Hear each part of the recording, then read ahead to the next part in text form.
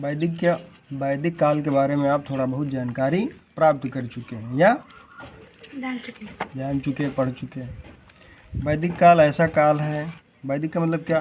वेद। काल का मतलब समय, वेदों के समय का काल या ऐसा समय जो वेदों से संबंधित हो। ठीक है, 2 भागों में बांटा गया है, ऋग्वैदिक काल और उत्तर वैदिक काल। ऋग्वैदिक काल का समय 1500 से 1000 ईसा पूर्व और उत्तर वैदिक काल का 1000 ईसा पूर्व से 600 ईसा पूर्व। ये समय सीमा निर्धारित की गई है ऋग्वैदिक काल और उत्तर वैदिक काल की। कल आपने पढ़ा क्या? राजा के बारे में। किसके बारे में? राजा के बारे में। आजकल क्या है, हमारे भारत में राजतंत्र नहीं है, प्रजातंत्र है। जनता के द्वारा ही चुनाव होता है बड़े बड़े नेता का। ठीक, विधायक जी लोग बनते हैं और उन्हीं विधायक जी में से मुख्यमंत्री बनता है, सांसद जी लोग बनते हैं और उन्हीं सांसद में से प्रधानमंत्री जी का चयन हो जाता है। समझ में आ गई बात? तो भारत में क्या है, प्रजातंत्र है। लेकिन बहुत पहले वैदिक काल में क्या था, राजतंत्र था और प्रारंभ में राजा का चयन होता था। क्या होता था? चयन होता था। लेकिन बाद में राजा का पद वंशानुगत हो गया। फिर भी राजा को सलाह देने के लिए सभा और समिति हुआ करती थी। सभा क्या थी?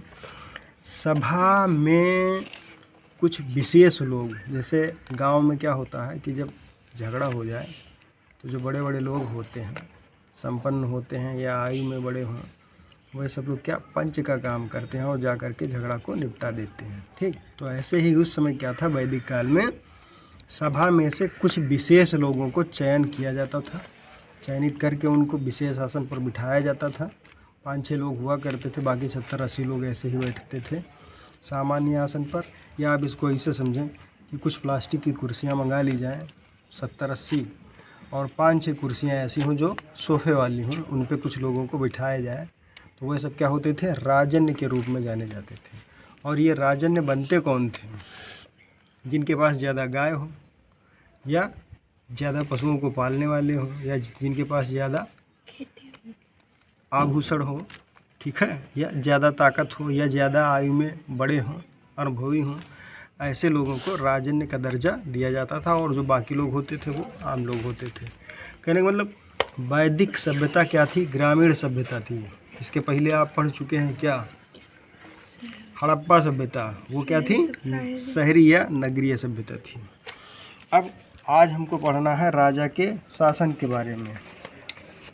अगर हम उत्तर प्रदेश का उदाहरण लें तो उत्तर प्रदेश का शासन माननीय मुख्यमंत्री योगी आदित्यनाथ जी कई तरीके से चलाते हैं। कर के रूप में बहुत कुछ मिलता है उत्तर प्रदेश को और अच्छे से शासन चल रहा है। उस समय क्या था कि वैदिक काल में राजा राज्य का खर्च चलाने के लिए, ठीक है, क्या करता था? जन के लोगों से उपहार लेता था। जन का मतलब समझ रहे हैं?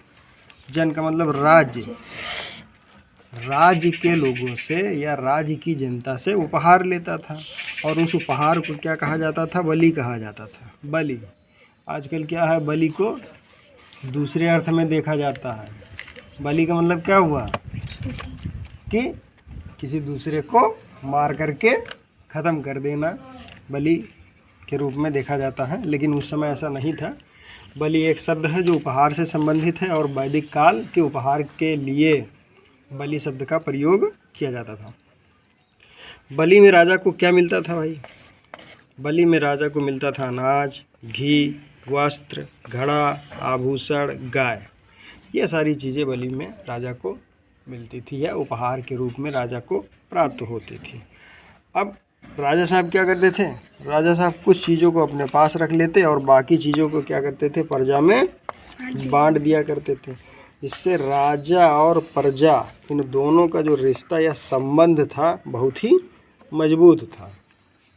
ठीक है, राजा और प्रजा के बीच में हमेशा अच्छा मधुर संबंध बना रहता था। कब? वैदिक काल के दौरान। इतना समझ में आ गया? अब क्या था भाई, युद्ध के बाद भी सभा होती थी। युद्ध के बाद इसका मतलब क्या हुआ कि जहाँ पहली नगरीय सभ्यता हड़प्पा सभ्यता में युद्ध के कोई साक्ष्य प्राप्त नहीं हुए हैं। वहीं जो पहली ग्रामीण सभ्यता है, कौन सी सभ्यता? वैदिक सभ्यता। उस समय एक राजा दूसरे राजा से क्या करता था? ढिसुम ढिसुम लड़ाई झगड़ा हुआ करता था, ठीक है। और लड़ाई के बाद में जो राजा जीतता था, तो जीतने के बाद राजा को बहुत सारी चीज़ें प्राप्त हो जाती थी। राजा को गाय मिलती, घोड़ा मिलता, रथ मिलता, आभूषण मिलता और दास दासी का मतलब क्या हुआ भाई? कि एक राजा के पास बहुत सारे नौकर और बहुत सारी नौकरानियाँ हुआ करती थी। अब मान लीजिए दूसरा राजा जीत गया, तो क्या हुआ कि उस हारे हुए राजा के नौकर और नौकरानी जीते हुए राजा के हो गए।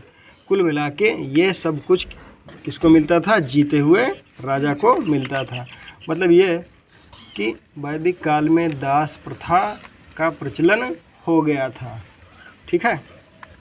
अब जीतने के बाद जो सभा होती थी या युद्ध के बाद जो सभा होती थी, उस सभा को क्या कहा जाता था?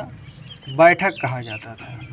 और उस बैठक में जीतने के बाद जो भी वस्तुएं प्राप्त होती थीं, उन वस्तुओं को राजा क्या करता था?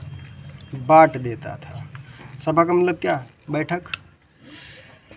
और ये बैठक कब होती थी? युद्ध के बाद।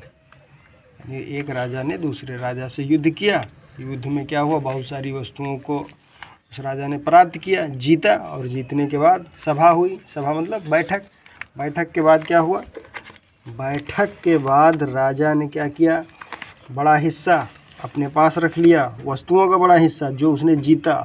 और इसके बाद जो राजन ने और विशेष लोग और ब्राह्मण पंडित जी लोग हुआ करते थे, उनको दे दिया। और बाकी जो भी बचा वो अन्य लोगों को दे दिया। इस तरीके से क्या हुआ? ये व्यवस्था चला करती थी। और राजा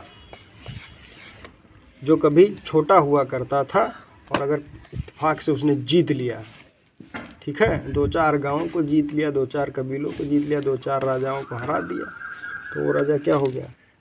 धीरे धीरे बहुत ही ताकतवर हो गया। और उस राजा के पास बहुत ताकत हो गई और बहुत ही धन हो गया और उसकी पावर बढ़ती चली गई। कितना समझ में आ गया? बस।